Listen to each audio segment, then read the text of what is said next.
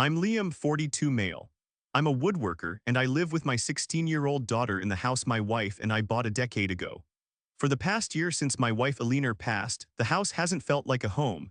It's just been a collection of rooms where my daughter and I try to avoid each other.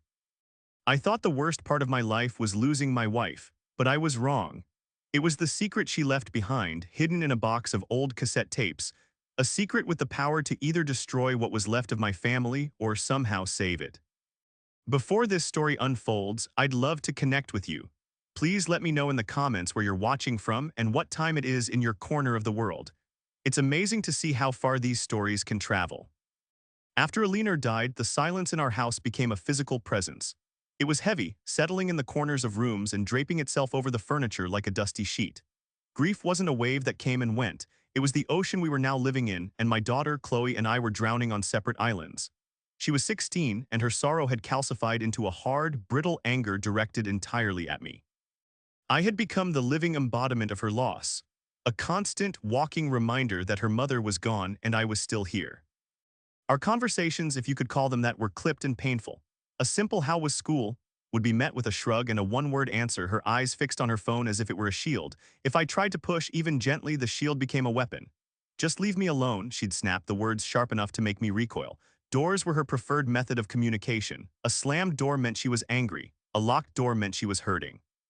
The doors in our house were always slammed and always locked. I tried to give her space, remembering what everyone said about grieving teenagers.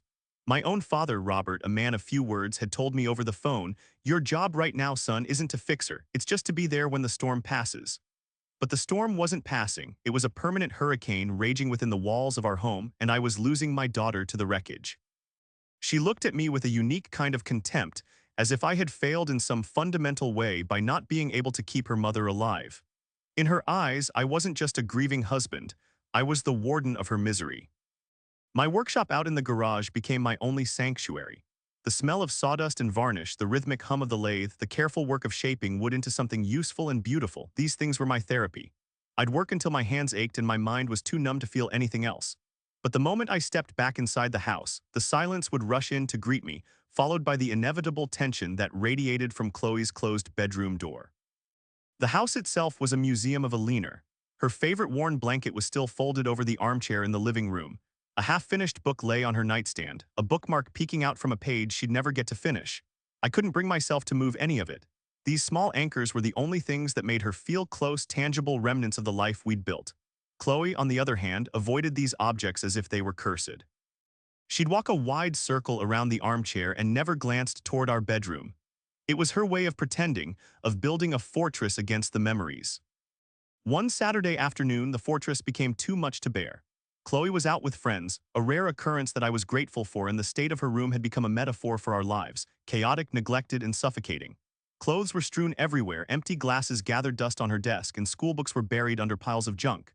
I knew it was an invasion of her privacy, but I was desperate to create some semblance of order, to let a little air into the suffocating space.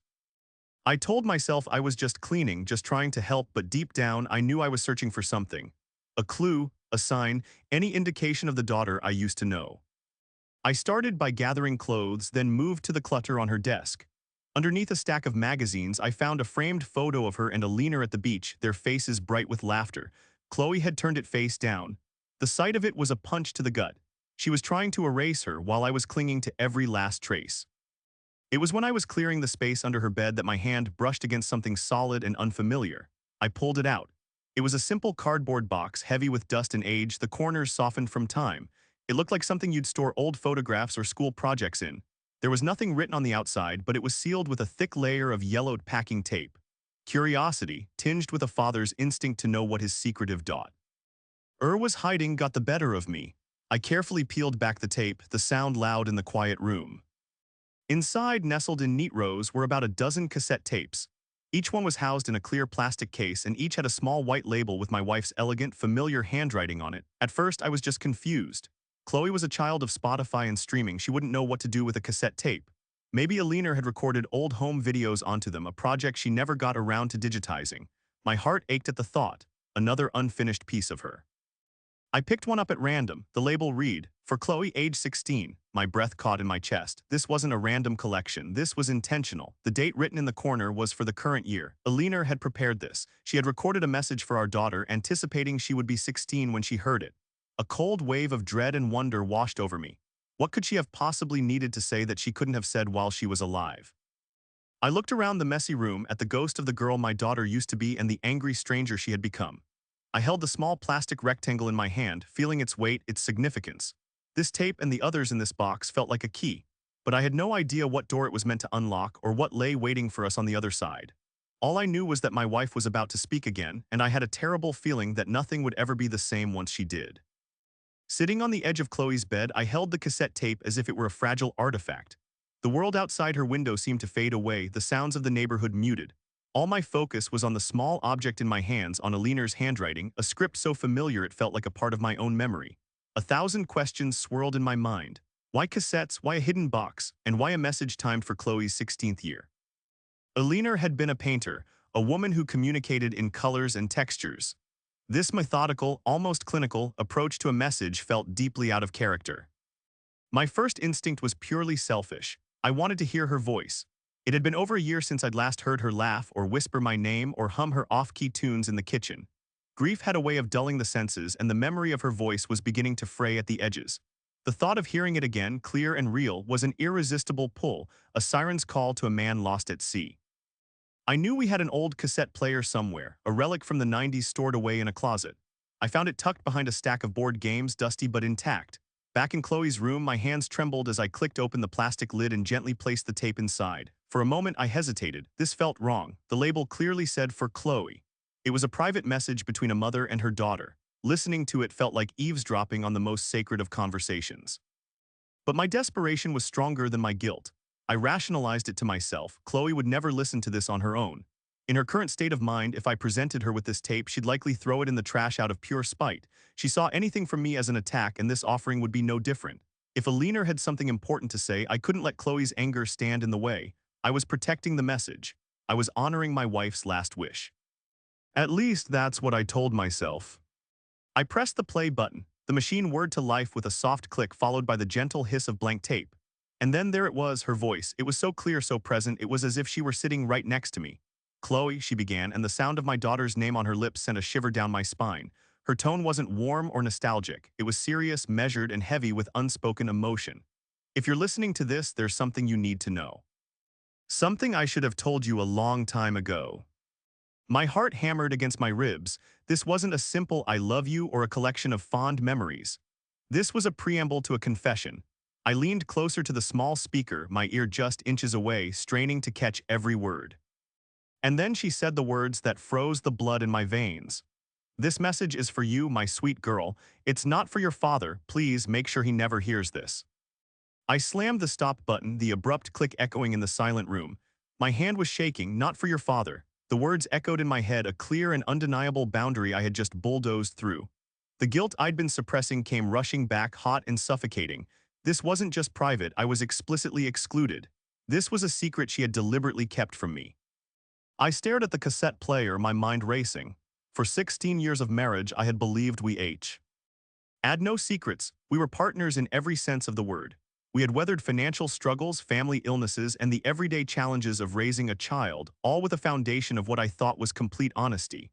But this tape, this voice from the past, suggested otherwise. Alina, my Alina, had been holding something back, something so significant that she had to ensure I would never find out. My immediate impulse was to take the tape out, put it back in the box, and hide it where I'd found it. I would pretend this never happened. But how could I? I had already heard the beginning. I knew a secret existed, a secret that involved our daughter. How could I go on living in this house, raising Chloe, without knowing what it was? The knowledge of the secret's existence was a poison, and I knew it would slowly corrupt every memory I had of my wife. I picked up another tape from the box. This one was labeled "For Chloe, age 12. The date corresponded to a time when Alina was healthy, when our family was whole and happy. What could she have needed to say to a 12-year-old? Driven by a now frantic need for answers, I swapped the tapes and pressed play. Again the hiss, then her voice, slightly lighter this time, but still carrying that same underlying gravity. "My beautiful girl, you're on the cusp of becoming a young woman, and soon you'll start to question the world and maybe even me. I want you to always remember that every decision I ever made was born from love for you." She paused, and I could hear the faint sound of her taking a breath. Life is complicated. Sometimes we make choices that have echoes we can't outrun. There was someone before your father, and the choice I made then is the reason you are here today. It shaped everything. I hit stop, my head was spinning. Someone before your father. She wasn't talking about a high school boyfriend. The phrasing, the emotion lacing her words, hinted at something far more profound. The reason you are here today. What did that mean? The foundation of our family, of my entire life for the past 17 years, suddenly felt like it was resting on a fault line. I had stepped into a part of my wife's life I never knew existed. I was a trespasser in her past, and I was terrified of what else I might find. The box of tapes no longer felt like a key. It felt like a Pandora's box, and I had just lifted the lid. I knew I should close it, walk away, and leave the contents for Chloe to discover on her own time as Alina had intended. But I couldn't. The secret was already out, at least for me, and I was caught between the duty to honor my wife's wishes and the desperate paternal need to protect my daughter from a truth that might shatter her. Sleep offered no escape that night. I lay in the bed I had once shared with Alina, the silence of the room amplifying the storm in my head. Her words, spoken from beyond the grave, played on a loop. Not for your father, someone before your father. The choice I made then is the reason you are here. Each phrase was a chisel, chipping away at the reality I had built my life upon. I had gone to bed feeling like a husband and a father, and I had woken up feeling like a stranger in my own home, a keeper of a secret I didn't even fully understand. The temptation to leave the tapes hidden was immense. I could slide the box back under Chloe's bed, bury the truth under the weight of routine, and pretend that my afternoon of discovery had never happened. But I knew it was too late for that. The seed of doubt had been planted. Every time Chloe looked at me with that familiar teenage disdain, I would now wonder, what if she knew? What if this secret was somehow the invisible wall between us, a fracture in our foundation that we had never been able to see? I couldn't let it go. Before the sun was fully up, I found myself back in her room, the box of tapes in my hands. I moved to my workshop, the one place where I felt in control, and sat on a wooden stool amidst the familiar scent of cedar and pine. I needed to know the whole story. I reasoned that I couldn't protect Chloe from something if I didn't know what it was. I had to understand the full scope of Alina's secret before I could decide what to do with it. I sorted through the remaining tapes, my fingers tracing the dates Alina had carefully inscribed. I found one labeled for Chloe, age 15. This was a message intended for the girl she was just last year. My hand trembled as I inserted it into the player. This was it. This tape, I felt, held the heart of the matter. I pressed play. Alina's voice filled the quiet workshop, steady and resolute, as if she had rehearsed these words 100 times. Chloe, my love, if you are hearing this, then you are almost a woman. You are forming your own opinions, your own identity. And there are parts of that identity that you deserve to understand. I have wanted to tell you this face to face for years, but I was a coward. I was afraid of the pain it would cause, afraid of how you would look at me and at your father. I held my breath, my knuckles white as I gripped the edge of the workbench. The truth is, she said, her voice dropping to an almost whisper, the man you call Dad, the man who has raised you and loved you every single day of your life, is not your biological father. The air left my lungs in a single silent gasp. The tools on the wall, the half-finished chair in the corner, the motes of dust dancing in the morning light, everything in the room seemed to warp and dissolve. It was as if the floor had vanished from beneath my feet. I wasn't her father. The words didn't compute. They were nonsense, a language from another universe. I frantically fumbled for the stop button, needing silence, needing to think. But my fingers wouldn't cooperate. I was frozen, forced to listen as my wife's voice systematically dismantled my world. Before I met Liam, she continued, and hearing her use my name was a fresh shock, I was with someone else. His name was Marcus. We were young and our relationship was intense and brief. When it ended, I discovered I was pregnant with you. Marcus wanted nothing to do with being a father. He left. He made it clear he never wanted to be found. She paused, and in that small silence, I could hear the echo of her pain from all those years ago. Then I met Liam. He was kind and steady, and he loved me in a way I hadn't known was possible. When I told him I was pregnant, I let him believe the child was his. It was a terrible lie, Chloe, the biggest regret of my life, but I was so scared. I wanted you to have a father, a real one, who would choose you. And Liam did. He chose you before you were even born. He is your father in every way that truly matters. I finally managed to hit stop, the click of the button sounding like a gunshot in the stillness. I dropped my head into my hands, my elbows resting on my knees. A low, guttural sound escaped my throat, a mix of a sob and a groan. 16 years. For 16 years, I had celebrated Father's Day. I had coached her soccer team. I had taught her how to ride a bike. I had held her hand on the first day of kindergarten and wiped her tears after her first heartbreak. I had done all the things a father does, all while believing she was a part of me, my own flesh and blood, and it had all been based on a lie. A tidal wave of emotions crashed over me. Betrayal, sharp and bitter, was the first. Eleanor had looked me in the eye and lied to me about the most fundamental thing imaginable. She had let me fall in love with a child that wasn't mine without ever giving me the choice to know the truth. Then came a profound, hollow sadness. The bond I felt with Chloe, which I had always attributed to the unbreakable link of biology, was it all in my head? But underneath the anger and the pain, a terrifying fear began to grow. What would this do to Chloe? She already resented me, already felt disconnected from me. If she learned that the one tie she couldn't sever, the tie of blood, didn't even exist, what would stop her from walking away from me forever? She would see me as a fraud, a living symbol of her mother's deception. The fragile, fractured relationship we had would be ground to dust. I sat in my workshop for hours as the sun climbed higher in the sky, the cassette player sitting on the workbench like a dark monument to our family's buried secret. Eleanor had left these tapes for Chloe, believing she would be strong enough to handle the truth, but she hadn't accounted for her own absence. She wasn't here to guide Chloe through this, to hold her, to answer her questions. That job now fell to me, the man who was not her father. I felt an impossible weight settle on my shoulders. I had to tell my daughter the truth, a truth that could very well make her hate me for the rest of her life. In the days that followed the revelation, I moved through my life like a ghost. The world continued on its axis. I went to work, I paid bills, I made dinner, but I was no longer a part of it. I was an observer trapped behind a wall of glass, watching a life that was no longer truly mine. The secret was a constant physical weight in my chest. It colored every interaction, poisoned every quiet moment. Living with Chloe became an exercise in excruciating self-awareness. Every time she spoke to me, I found myself analyzing her words, her tone, her body language.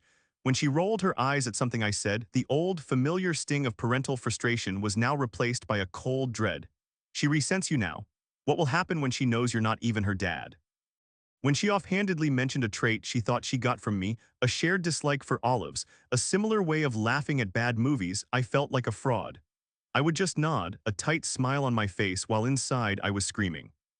The lie felt alive. It sat between us at the dinner table and in vis. Ibble guessed, consuming all the oxygen in the room. Chloe, oblivious, continued her pattern of sullen silence and angry outbursts. One afternoon, she came home from school in a rage, slamming the front door so hard a picture frame rattled on the wall. She had failed a history test. "It's not my fault," she yelled when I tried to ask what happened. "The teacher hates me, everyone hates me." "Chloe, it's just one test," I started, trying to use a calm, fatherly tone that now felt utterly fake. "You don't get it," she shot back, her eyes flashing with tears of frustration. "You don't understand anything about my life. You're not mom, you can't fix this." Her words, which would have hurt on any other day, now landed with the force of a physical blow. "You don't understand, you're not mom." She had no idea how right she was. I wasn't the person she thought I was. I was part of the problem, a walking embodiment of a secret that had defined her entire existence. All I could do was stand there, speechless, as she stormed up to her room and slammed another door. I wanted to run after her, to tell her everything, to confess my own confusion and pain. But what would that accomplish, other than offloading my burden onto her already overloaded shoulders? I retreated to the workshop again that night, the box of tapes calling to me. I hadn't destroyed them. I couldn't. They were the only link I had to the truth, and they were the last pieces of Eleanor I had left. I told myself I needed to understand her motives more completely. If I was going to tell Chloe, I needed to be able to explain why. I needed to be Eleanor's voice, to convey the love and fear that had driven her to make such a devastating choice. I picked out a tape labeled "For Chloe Reflections." There was no age on it. I slid it into the player, hoping for answers. Eleanor's voice came on, softer this time, filled with a melancholy that broke my heart. "I wonder as I record this what you and your father are doing," she said. "Maybe you're in the yard and he's pushing you on the swing he built. Maybe you're sitting at the kitchen table and he's helping you with your homework." She sighed, a sound heavy with regret. "I watch him with you, Chloe. I see the way his whole face lights up when you run into his arms. He is the best man I have ever known. And that's what makes this lie so unbearable." Tears pricked my eyes as I listened. She wasn't just confessing, she was grieving the truth she could never share. "I should have told him from the beginning," she continued. "But I was young and terrified and alone. When I met Liam, it was like the sun coming out after a long winter. He was my safe harbor, and the lie, it started small, a sin of omission. By the time I realized how deep I was in, you were already on your way. You were a tiny, kicking life inside me, and he was already so in love with the idea of you. How could I tell him? How could I risk losing him, losing the perfect family I knew he would help me build for you?" Her voice cracked, so I buried it. I told myself it didn't matter. Blood didn't make a father, love did, and he loved you more than anything. I convinced myself that the truth would only cause unnecessary pain. It would place a shadow over his love for you, an asterisk next to the word daughter. I chose to protect the perfect picture we had, even if I knew it was painted on a cracked canvas. Listening to her, my anger began to soften, replaced by a profound, aching empathy. I saw her not as a deceiver, but as a terrified young woman making an impossible choice, a choice she had to live with every single day. The secret wasn't just a burden she had placed on me and Chloe, it was a cage she had built for herself. The tape ended with a final, whispered admission. My greatest fear, she said, is that when you learn the truth you will both hate me, but I pray that you will understand. I did it to give you the most wonderful father in the world, and I did it to keep the only man I ever truly loved. I turned off the player and sat in the silence, the weight of her words settling over me. She had been protecting me too, she had been afraid of losing me. The secret wasn't a betrayal in the way I had first thought. It was a misguided act of love, a desperate attempt to hold our fragile, beautiful family together. The knowledge didn't make the situation any easier. In fact, it made it harder. Now, when I looked at Chloe, I saw not only the girl I had raised, but also the physical manifestation of Alina's deepest fears. I was still terrified of telling her, but I knew I couldn't keep it hidden forever. Alina had left these tapes for a reason. She believed Chloe had a right to her own story, and she had trusted that our love, Chloe's and mine, would be strong enough to withstand the truth. I just had to find the courage to believe it too. The days bled into a week, and the secret I carried grew heavier with each passing. In each hour, I felt like I was walking on a tightrope, balancing the weight of the past and the fear of the future. The tape sat in a locked drawer in my workshop, a silent testament to the life I thought I had. Every time I saw the key, I felt a jolt of anxiety. I knew I couldn't put off the inevitable forever. The truth was a living thing and it wouldn't stay buried. My relationship with Chloe remained a fragile stalemate. We coexisted in a state of low-grade tension, the emotional chasm between us as wide as ever. But something in my demeanor must have shifted because one evening she surprised me. I was standing at the kitchen sink, staring out the window at nothing, when she came to stand beside me. "Are you okay?" she asked, her voice uncharacteristically soft. "You've been weird lately, quieter than usual." Her concern, so rare and unexpected, almost broke me. I wanted to turn to her to pull her into a hug and confess everything. But the words caught in my throat. I just managed a weak smile. "Just tired, a lot on my mind." She nodded, seeming to accept the answer, but her eyes lingered on me for a moment longer, a flicker of curiosity in their depths. It was a tiny crack in the wall she had built around herself, and it gave me a sliver of hope. Maybe, just maybe, there was still a part of her that saw me as her dad, as someone to worry about. That brief interaction solidified my resolve. I couldn't continue living this lie. It was unfair to her, and it was a disservice to Alina's memory. My wife had gone to great lengths to record these messages to ensure her daughter knew the full story of her origins. She had entrusted me, even unknowingly, with the final piece of that puzzle.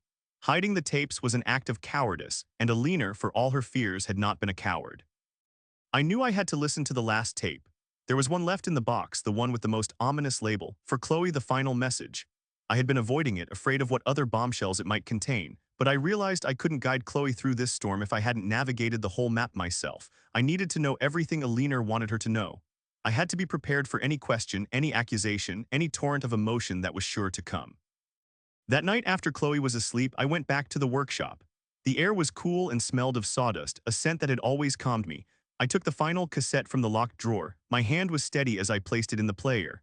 I was no longer just a grieving husband trespassing on his wife's secrets. I was a father preparing for battle, arming myself with the truth, no matter how painful it might be. I pressed play. Chloe, Alina's voice began, and it was different from all the others. It was raw, stripped of all pretense. It was the voice of a woman who knew her time was running out. "If you are hearing this tape, it means I'm gone. It means I never got the chance to tell you these things myself, and for that I am so sorry. My biggest failure in life was not fighting harder to stay with you. My second biggest was my fear." I leaned forward, my entire being focused on her words. This was her goodbye. "You know the truth now," she said. "You know that Liam is not your biological father. I need you to understand that this truth does not in any way diminish who he is to you. A father is not defined by a moment of biology. A father is a promise. A promise to stay, to protect, to guide, and to love unconditionally. Marcus gave you your genes, Chloe, but Liam gave you your life. He is the man who held you when you had a nightmare, who taught you to be kind, who worked 2 jobs when you were little so I could stay home with you. He earned the title of Dad 1,000 times over. Tears streamed down my face, silent and hot. Hearing her defend me, hearing her articulate the very definition of fatherhood that I had clung to, was a validation so profound it felt like a physical release. "Do not let this secret make you feel like you are less," she urged, her voice gaining strength.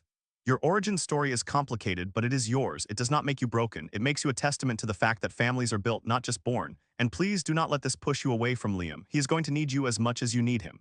Grieve for me, my love, but don't let that grief build a wall between the two of you. He is the best part of me I am leaving behind for you." The tape clicked off, and the silence that followed was not empty. It was filled with her love, her sorrow, her final, desperate plea. I finally understood.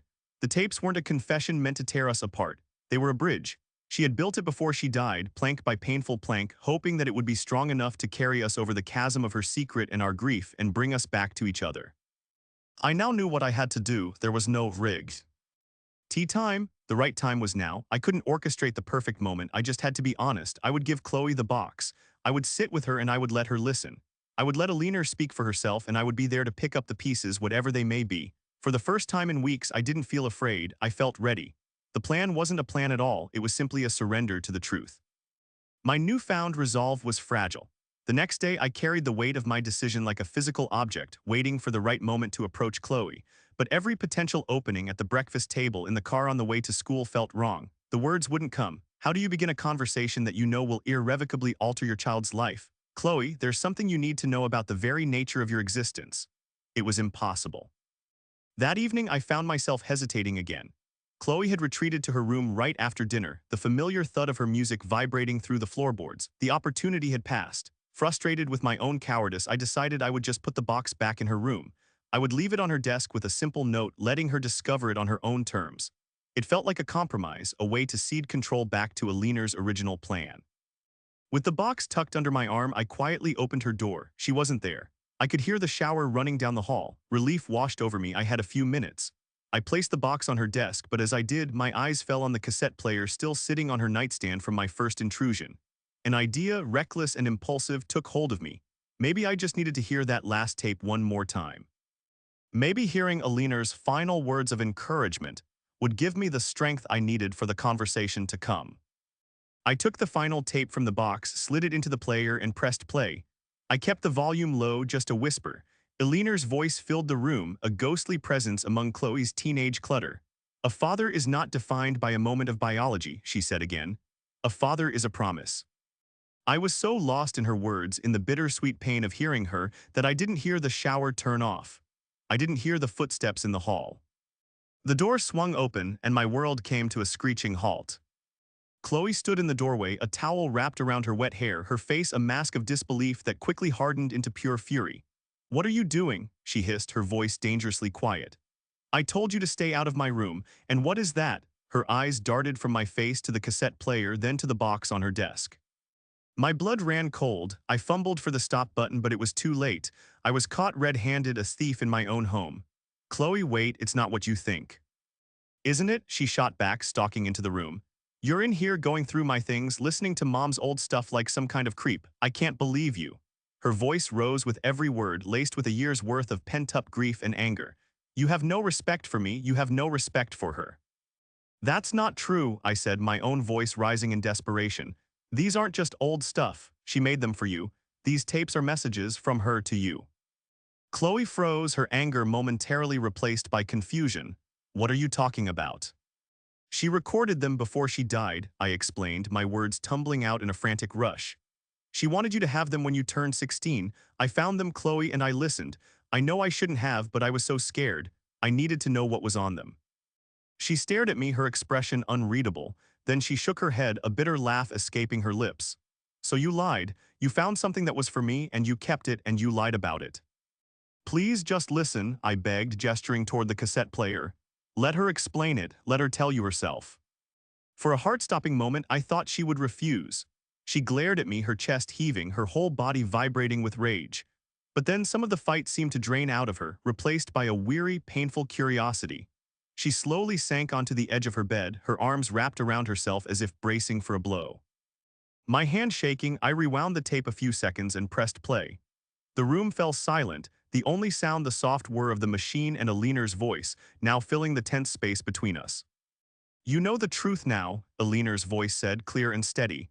"You know that Liam is not your biological father." Chloe's head snapped up, her eyes, wide with shock, locked onto mine. It was as if the words were in a foreign language she was struggling to comprehend. Her mouth opened slightly, but no sound came out. Aliner's voice continued, explaining everything about Marcus, about her fear, about the choice she made. I watched as every word landed on my daughter, each one a separate, devastating blow. I saw the confusion melt into horror, the horror into a deep, soul-crushing pain. Her face crumpled. The tough, angry facade she had maintained for a year shattered into a million pieces, revealing the terrified, heartbroken child underneath. When the tape clicked to an end, the silence was absolute. Chloe didn't scream, she didn't cry. She just stared at me, her eyes filled with a terrifying emptiness, as if something inside her had been extinguished. Then she spoke, her voice a raw, broken whisper. "All this time, my whole life." She shook her head slowly, a single tear finally tracing a path down her cheek. "It was all a lie." She looked at me, and the look in her eyes was something far worse than anger. It was the look of ultimate betrayal. "You knew," she whispered. "How long have you known?"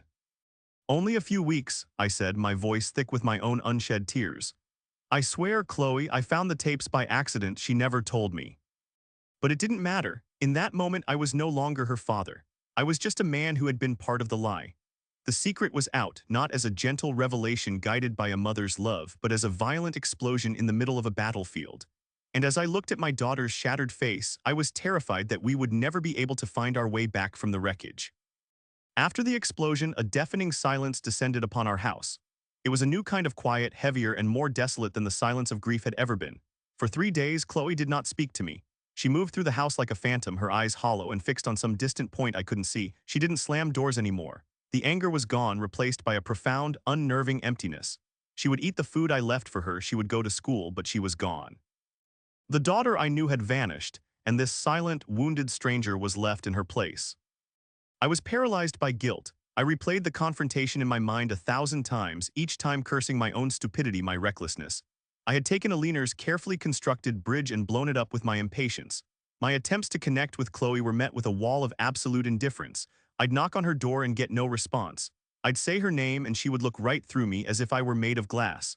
I had never felt so alone. On the fourth night, I couldn't take it anymore. I found her sitting in the living room, staring blankly at the dark television screen. The worn blanket Aliner loved was still draped over the armchair beside her.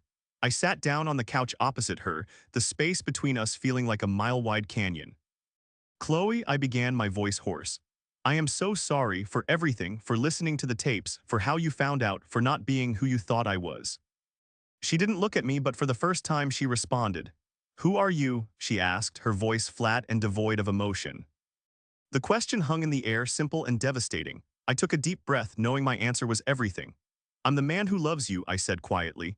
"I'm the man who held you the moment after you were born and felt his whole world change. I'm the one who stayed up all night when you had a fever, who taught you how to catch a baseball, who cried at your 5th grade graduation. Biology didn't do those things, I did. I am your father." She was silent for a long time, her gaze still fixed on the TV. I could see her chin tremble slightly. "It doesn't feel real," she whispered. "None of it." "I know," I said, my heart aching for her. "But the love was real, every moment of it. What your mother and I built for you, that was real." Her lie came from a place of fear, not malice. She was just trying to protect you, to give you a perfect life. "It wasn't perfect," she finally said, turning to look at me. Her eyes were red-rimmed and filled with a pain so deep it was hard to look at. "She died. And you were part of a secret. It feels like my whole life is a lie." "Our life wasn't a lie," I insisted, leaning forward. "It was the truth. The love was the truth. The family we were was the truth. This other stuff, it's just a piece of information. It doesn't have to change who we are to each other unless we let it." That night wasn't a breakthrough, but it was a beginning. It was the first time the silence had been broken by something other than anger. In the weeks that followed, things began to shift slowly and almost imperceptibly. The emptiness in her eyes started to recede, replaced by a flicker of the old Chloe. She started asking questions, not about Marcus, she never mentioned his name, but about Aliner, about what she was like when she was younger, about her decision. One Saturday, I found her in her room with the box of tapes on her bed. She was listening to one of the earlier ones, labeled for Chloe age 7. I stood in the Doorway, and she looked up and gave me a small, hesitant smile. She's telling me about the time I tried to cut my own hair, she said, a ghost of a laugh in her voice. I walked in and sat on the bed next to her. We listened together, side by side, as Aliner's voice filled the room, telling stories, sharing memories, and weaving a narrative that was about more than just a hidden secret. It was about a mother's boundless love for her daughter. The tapes, which I had once seen as a curse, became our shared project. We listened to all of them, sometimes crying, sometimes laughing. They were no longer just about the secret, they were about remembering Aliner. And in remembering her together, Chloe and I started to find our way back to each other. Our relationship isn't what it was. The old, easy dynamic of a father and daughter who took their bond for granted is gone forever. In its place, something new is growing, something more deliberate, more honest, and perhaps even stronger. It's built not on the assumption of biology, but on the conscious, daily choice to be a family. She still has angry days, I still have days filled with guilt. The scars from the secret and our loss are still there, but now when a door slams, it's not long before it opens again. Now when there's silence, it's not empty, it's just quiet. Looking back, Aliner's secret had the power to destroy us, but her love, the love she poured into those tapes and into our lives, was stronger. She knew that family isn't about the blood you share, it's about the people who show up, who stay, who promise to love you, and who keep that promise no matter what. I made that promise to Chloe the day she was born, and it's a promise I will keep for the rest of my life.